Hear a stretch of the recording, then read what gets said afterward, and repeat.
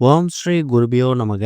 ஓம் ஸ்ரீ மகா பெரியவா சரணம். நவம்பர் 26ஆம் தேதி புதன்கிழமை நாளைய தினம் கார்த்திகை மாதத்துல வரக்கூடிய சஷ்டி விரதம், அதுவும் குமார சஷ்டி.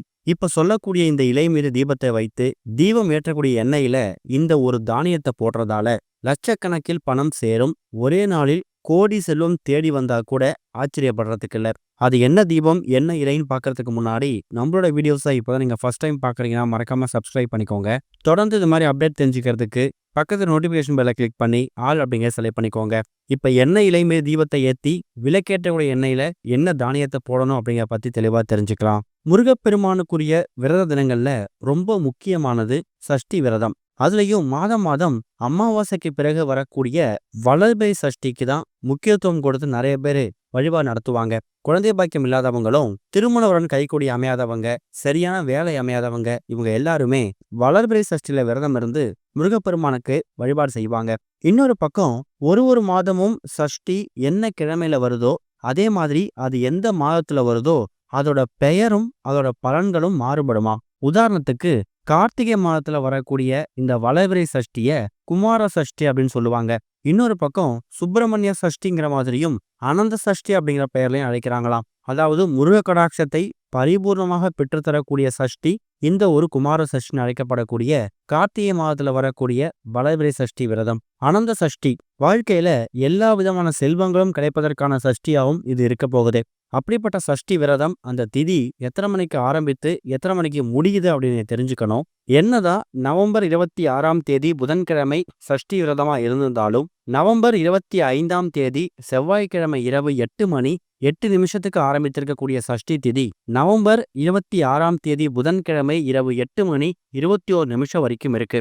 எப்படி பார்த்தாலும் புதன்கிழமை பகல் முழுக்க இரவு 8:30 வரைக்கும் உங்களுக்கு சஷ்டி தான். புதன்கிழமை அப்படிங்கிறதால 12:01 ராகு காலம், காலையில 7:09 யமகண்டம். இந்த 2 நேரத்தை தவிர்த்துட்டு மற்ற நேரங்கள்ல தாராளமா முருகப்பெருமானுக்குரிய சஷ்டி விரதத்துக்கான வழிபாட்டை நீங்க செய்யலாம். குழந்தை பாக்கியம் இல்லாதவங்க குமார சஷ்டி விரதம் இருக்கிறதால மகப்பேறு கிடைக்கும் அப்படிங்கிறது நம்பிக்கை. சுப்பிரமணியனாக இருக்கக்கூடிய முருகப்பெருமானை இந்த ஒரு குமார சஷ்டி அன்னைக்கு விரதம் வந்து வழிபாடு செய்யும் போது நாகதோஷம் நீங்குமாம். உடல் அப்புறம் மனம் ஆரோக்கியத்தை இது மேம்படுத்தும். குமார சஷ்டி அன்னைக்கு முருக பக்தர்கள் முழு ஈடுபாட்டோட முருகப்பெருமானை வழிபடும் போது வாழ்க்கையில எக்கச்சக்கமான பலன்களை பெற முடியுமா. ஸ்கந்த சஷ்டி கவசம், சுப்பிரமணிய புஜங்கம், இது மாதிரி விஷயங்கள் நீங்க பாராயணம் பண்றது மட்டும் இல்லாம முருகப்பெருமானோட சிந்தனையா மட்டுமே நீங்க இருக்கும்போது நிச்சயம் அதுக்கான பலன் கிடைக்கும். கந்த சஷ்டி விரதம் வளர்பிறை சஷ்டியாக வரக்கூடிய கார்த்திகை மாதத்துல வரக்கூடிய இந்த ஒரு குமார சஷ்டி அன்னைக்கு முடிந்தால் ஒருவேளை உணவு எடுத்துக்காம முருகப்பெருமானுக்காக விரதம் வந்து வழிபாடு நடத்திட்டு மாலை ஒரு 6-7 மணிக்கு மேல உங்க வீடு பகுதிய முருகன் கோவிலுக்கு போயிட்டு முருகனை வழிபட்டுட்டு நீங்க விரதத்தை முடிச்சுக்கலாம். அது மூலயமா முருகப்பெருமானுடைய அருள் உங்களுக்கு குமார சஷ்டி விரதம் அன்னைக்கு பரிபூர்ணமா கிடைக்கும். வாழ்க்கையில நாகதோஷம் இருக்கக்கூடியவங்க கார்த்திகை மாத வளர்பிறை சஷ்டியாக வரக்கூடிய இந்த ஒரு குமார சஷ்டி அன்னைக்கு முருகப்பெருமானையும் நாகதேவதையையும் வணங்கும் போது நாகதோஷத்துல விடுபட முடியும். இப்படிப்பட்ட மகத்துவம் வாய்ந்த இந்த ஒரு சஷ்டி திதி அன்னைக்கு, அதுவும் குமார சஷ்டி திதி அன்னைக்கு இப்ப நாம சொல்லக்கூடிய இந்த ஒரு தீபத்தை இந்த இலை மீது ஏற்றி வைக்கணும். அது போக எரியக்கூடிய தீபம் எரியக்கூடிய அந்த எண்ணெயில இந்த தானியத்தையும் போட்டு வைக்கணும். முதல்ல அந்த இலை என்ன இலை அப்படின்னு நீங்க தெரிஞ்சுக்கணும். முருகப்பெருமான் வழிபாட்டிலேயே ரொம்ப உகந்த சக்தி வாய்ந்த அதிகமாக பயன்படுத்தக்கூடிய ஒரு இலை எதுன்னு கேட்டீங்கன்னா செம்பருத்தி இலை தான். எந்த செம்பருத்தி இலையா இருந்தாலும் பரவாயில்ல, முருகப்பெருமானுக்கு செம்பருத்தி இலை அப்படிங்கிறது ரொம்ப விசேஷம். கூடுமான அளவுக்கு ஒரு 6 எண்ணிக்கையில செம்பருத்தி இலை இருக்கிற மாதிரி பார்த்து அந்த செம்பருத்தி இலையில பறிச்சுட்டு வந்து கழுவி சுத்தப்படுத்தி சிறிய சிறிய துண்டுகளாக அந்த செம்பருத்தி இலைகள் நீங்க பிச்சு போட்டுக்கணும். அதாவது முழு இலையாக பயன்படுத்தணும் அப்படிங்கிற கட்டாயம் கிடையாது. சின்னதா ஒரு தட்டு மேல செம்பருத்தி இலை தயார் செய்து எடுத்துட்டு வந்து அதை கழுவி சுத்தப்படுத்தி சின்ன சின்ன துண்டுகளா பிச்சு நீங்க தட்டுல பரப்பி வச்சுக்கோங்க.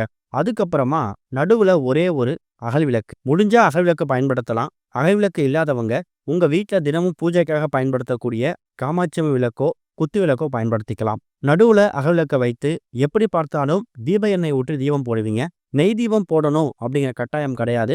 முடிஞ்சவங்க நெய் தீபம் போடலாம். அப்படி ஒருவேளை தீப எண்ணெய் ஊற்றி தீபம் போடுறீங்கன்னா அந்த தீப எண்ணெய் ஊற்றக்கூடிய அந்த குழி பகுதி இருக்குல்ல, அங்க 1 ஸ்பூன் இல்லைன்னா ஒரு 1/2 ஸ்பூன் பச்சை பயிரை போடணும். எதுக்காக இந்த பச்சை பயிறு போடுறோம் அப்படிங்கிற கேள்வி நிறைய பேருக்கு வந்திருக்கும். நம்மளோட பதிவுகளை தொடர்ச்சியா பார்க்கறவங்களுக்கு தெரியும். புதன்கிழமை அப்படிங்கிறது புத்திகாரகனாக இருக்கக்கூடிய புதன் பகவானுக்கு ரொம்ப உகந்தது. முருகப்பெருமானுக்கு உகந்த பகவான் செவ்வாய் பகவான். அதாவது சொத்து, வீடு, நிலம் இது சம்பந்தப்பட்ட பிரச்சனைகளுக்கு முற்றுப்புள்ளி வைக்கக்கூடியவரு. அவருக்கு உரிய அந்த முருகப்பெருமானுக்கு உரிய இந்த சஷ்டி திதி அப்படிங்கிறது புதன்கிழமையில வந்திருக்குன்னா நம்மளோட தொழில், வியாபாரம் இது எல்லாத்தையும் முன்னேற வைப்பதற்கான நாளாவும் அதை மாத்திக்க முடியுமா? நவகிரக ஸ்தலங்கள்ல புதன் பகவானுக்கு திருவங்காட்டுல ஸ்தலம் இருக்கு. அங்க போனீங்கன்னா புதன் பகவானுக்கு 18 எண்ணிக்கையில பச்சை பயிர் தீபத்தை ஏற்ற சொல்லுவாங்க.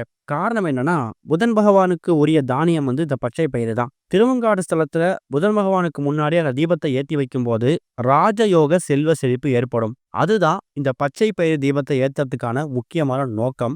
அந்த ஒரு தீபத்தை செம்பருத்தி இலைகள் பரப்பி வைத்திருக்கக்கூடிய இந்த தட்டுக்கு நடுவுல ஒரு தீபம் வச்சு அந்த தீபம் எரியக்கூடிய அந்த எண்ணெயில இந்த பச்சை பயிரை போட்டு தீபம் ஏற்றும் போது புதன் பகவான அனுகிரகம் உங்க வீடு முழுக்க பரவும். புத்திகாரகன் யாருன்னு கேட்டீங்கன்னா, நீங்க பார்க்கக்கூடிய வேலை, தொழில், வியாபாரத்துல உங்களோட புத்தி கூர்மையை அதிகமாக்கி உங்களுடைய சக போட்டியாளர்கள் மாதிரியே உங்க தொழிலையும் மேம்பட வைக்கக்கூடியவர். குழந்தைங்க படிப்புல ரொம்ப மந்தமா இருக்காங்க, முன்னேற்றம் இல்லை அப்படிங்கிறவங்களும் உங்களோட குழந்தைகளுக்காக புதன் பகவானை வணங்கலாம். பார்க்கக்கூடிய வேலை தொழில பெரிய முன்னேற்றம் இல்லை, ஊதிய உயர்வு தடைப்பட்டுக்கிட்டே போகுது அப்படிங்கிறவங்களும் தாராளமா புத்திகாரனாக இருக்கக்கூடிய புதன் பகவானை புதன்கிழமையில வணங்கலாம். இந்த தீபத்தை நவம்பர் 26ஆம் தேதி சஷ்டி திதி முடியறதுக்குள்ள இரவு 8 மணி 21 நிமிஷத்துக்கு சஷ்டி முடியும். மாலை ஒரு 6-7 மணிக்கு மேல தீபத்தை ஏத்திக்கலாம். குறைந்தது ஒரு அரை மணி நேரத்துல இருந்து 1 மணி நேரம் இந்த தீபம் எரிஞ்சாலே போதும். பூஜை அறையில முருகப்பெருமான் போட்டோ சிலைக்கு முன்னாடி இந்த தீபத்தை ஏற்றி வைக்கணும். வீட்டில் இருக்கக்கூடிய பெண்கள் ஏற்ற முடியாத சூழ்நிலையில உங்களுடைய கணவரையோ உங்கள் மகளையோ மகனையோ கூட இந்த தீபத்தை ஏற்ற சொல்லலாம், தப்பில்லை. இந்த தீபம் எரியக்கூடிய அந்த நேரத்துல முருகப்பெருமானையும் புதன் பகவானையும் கூடவே செவ்வாய் பகவானையும் மனசார பிரார்த்தனை பண்ணிக்கோங்க. அப்ப அந்த தீபம் எரியக்கூடிய அந்த நேரம் அந்த பச்சை பயிரோட வாசனை அந்த தீபத்தோட கலந்து உங்க வீடு முழுக்க பரவும் போது புத்திகாரனாக இருக்கக்கூடிய புதன் பகவானோட அருளும் சஷ்டி திதி, அதுவும் குமார சஷ்டி அன்னைக்கு வீடு முழுக்க நிறைஞ்சிருக்கும். அது மூலயமா தொழில் வியாபாரத்துல முன்னேற்றம் கிடைக்கும். ஊதிய உயர்வு, கணவரோட வருமானம் அதிகரித்தல், இது மாதிரி எல்லா சூழ்நிலைகள்லையும் பணம் உங்களை நோக்கி ஓடி வருவதற்கான பரிகாரத்தை ஏற்படுத்திக்கலாம். இதுக்கு நீங்க செலவு பண்ணக்கூடிய நேரமும் இதுக்கான பொருட்களும் ரொம்ப கம்மி. ஆனா இது மூலமா கிடைக்கக்கூடிய பலன்கள் ரொம்ப பெருசு. இந்த தீபம் எரிஞ்சு முடிஞ்சதுக்கு பிறகு ஒருவேளை அந்த தீபத்துக்கு நடுவுல பச்சை பயிர் இருந்துச்சுன்னா அதை அப்படியே தண்ணியில விட்டுருங்க. அந்த இலைகளையும் பத்திரப்படுத்தி வைக்கணும் அப்படிங்கிற கட்டாயம் கிடையாது. தீபம் எரியக்கூடிய திசை உங்க வீட்டுல பூஜை அறையில தினமும் எந்த திசை பார்த்து தீபம் ஏற்றுவீங்களோ அந்த திசையை பார்த்து ஏற்றிக்கலாம். ஆனா எரியக்கூடிய தீபம் செம்பருத்தி இலைக்கு மேல எரியணும். எரியக்கூடிய தீபத்து எண்ணெயில நீங்க பச்சை பயிரை போட்டிருக்கணும். குமார சஷ்டின்னு அழைக்கப்படக்கூடிய இந்த ஒரு கார்த்திகை மாத வளபெரிய சஷ்டியில இதை முயற்சி பண்ணுங்க. கண்டிப்பா கார்த்திகை மாதத்துக்கு பிறகு வரக்கூடிய எல்லா நாட்கள்லையும் நல்ல முன்னேற்றம் கிடைக்கும். முருகப்பெருமாள் அருள் பரிபூர்ணமாக வந்து சேரும். ஓம் ஸ்ரீ குருபியோ நமக. ஓம் ஸ்ரீ மகா பெரியவா சரணம்.